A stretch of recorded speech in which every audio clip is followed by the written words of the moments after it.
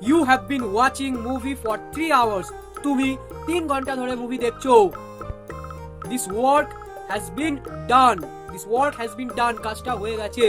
The books have been read. বইগুলো পড়া হয়ে গেছে। I have been to Delhi. আমি দিল্লিতে থেকে এসেছি। He has been to London. সে লন্ডনে থেকে এসেছে। Have they been informed? ওদেরকে কি জানানো হয়েছে? Have they been sent? ওদেরকে কি পাঠানো হয়েছে? Why have they been fed? ওদেরকে কেন খাওয়ানো হয়েছে? এই ধরনের সেন্টেন্সগুলো আমরা have been এবং has been ইউজ করে বলছি। তো এই ধরনের আজকে আমরা শিখবো has been R have been এর ফুল ব্যবহার।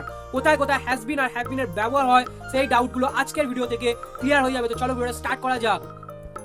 I have been making videos since January. আমি জানুয়ারি থেকে ভিডিও বানাচ্ছি। I have been making videos since January. Next, you have been watching YouTube videos. You have been watching YouTube videos for 3 months.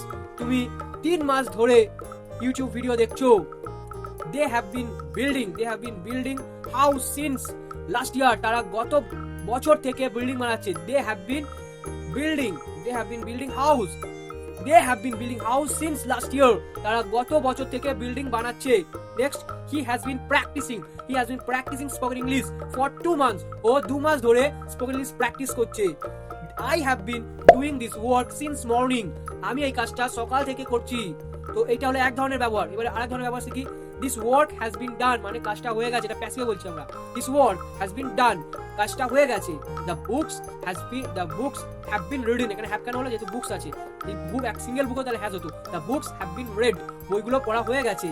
The movie has been watched। মুভিটা দেখা হয়ে গেছে। The items have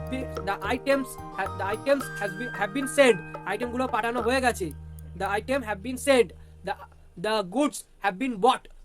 goods গুলো কেনা হয়ে গেছে। The goods have been bought। Good গুলো কেনা হয়ে গেছে। The clothes have been washed। কাপড়গুলো কাচা হয়ে গেছে। The clothes have been washed। Next, the room has been cleaned। রুমটা পরিষ্কার করা হয়ে গেছে। The room has been cleaned। The food has been served। খাবারগুলো দেওয়া হয়ে গেছে। The food has been served। খাবারগুলো দেওয়া হয়ে গেছে। তো এইটা ছিল আরেক ধরনের ব্যবহার। এবার আমরা শিখব আরেক ধরনের ব্যবহার। I have been to London। আমি লন্ডনে থেকে এসেছি। They have been to America। তারা আমেরিকায় থেকে এসেছে। He has been to Kolkata. সে কলকাতায় থেকে এসেছে। He has been to Delhi। সে দিল্লিতে থেকে এসেছে। My father has been to Delhi for 2 years। আমার বাবা 2 বছর দিল্লিতে থেকে এসেছে। এবারে আমরা শিখব লাস্ট ব্যবহার। ফার্স্টে শিখলাম present continuous. I have been watching movie since 5 am বা I have been watching movie for 3 hours। পরেরটা শিখলাম the movie has been watched। মুভিটা দেখা হয়ে গেছে। the work has been done। কাজটা হয়ে গেছে। তো এটা ছিল সেকেন্ড ব্যবহার। থার্ড ব্যবহার ছিল I have been to London। আমি লন্ডন থেকে এসেছি। they have been to America। তারা আমেরিকা থেকে এসেছে। he has been to Delhi। ও দিল্লি থেকে এসেছে। এবার লাস্ট ব্যবহার সেটা হচ্ছে প্রশ্ন বানানো। have they been informed। ওদেরকে কি জানানো হয়েছে? have they been called। ওদেরকে কি ডাকা called মানে ডাকা হয়েছে? have they been sent। ওদেরকে কি পাঠানো হয়েছে? যেটাকে WH বানায় তাহলে তুই বাক্যের আগে why লাগিয়ে দাও। why have they been informed। ওদেরকে কেন জানানো হয়েছে? why have they been fed। ওদেরকে কেন খাওয়ানো হয়েছে? why have they been sent। ওদেরকে কেন পাঠানো হয়েছে? why have they been called। ওদেরকে কেন ডাকা হয়েছে? তো এইটা ছিল লাস্ট ব্যবহার have been R has been এর। বুঝতে পারলে এটা why have been বললাম। তাহলে why hasটা কখন আসবে? তখন he she third person singular মানে আমি আর তুমি যখন একজন হবে তখনই has আসবে। তো why has he been informed। ওকে কেন জানানো? ওদেরকে থেকে ওকে হয়ে যাবে। have he been informed।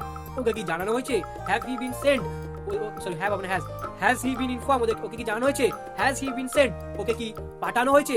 has he been informed। ওকে কি জানানো হয়েছে? has he been fed। ওকে কি খাওয়ানো হয়েছে? has he been called। ওকে কি ডাকা হয়েছে? why has he been called। ওকে কেন ডাকা হয়েছে? why has he been informed। ওকে কেন ইনফর্ম করা হয়েছে? তো এই ধরনের সেন্টেন্স তোমরাও বাড়িতে বানাও। এই যে 4টে প্যাটার্ন দেখালাম এই 4টে প্যাটার্নে সেন্টেন্স বানিয়ে রেগুলার ইউজের সেন্টেন্স বানিয়ে তোমরা ঘরে প্র্যাকটিস করো। কেন প্র্যাকটিস যদি না করো তাহলে স্পোকেন ইংলিশে ফ্লুয়েন্ট হতে পারবে না। যদি স্পোকেন ইংলিশে ফ্লুয়েন্ট হতে চাও তাহলে রোজ প্র্যাকটিস করতে হবে। Practice is must. Have to be practice everyday. You have to speak fluently in English. So আজকের ভিডিওটা এতটুকুই। দেখা হবে নতুন ভিডিওতে নতুন কোনো স্পোকেন ইংলিশ প্র্যাকটিসের টপিক নিয়ে। তো আশা করি ভিডিওটা তোমাদের ভালো লেগেছে। যদি ভালো একটা লাইক করে দাও এবং চ্যানেল নতুন হলে সাবস্ক্রাইব করে পাশে থেকো।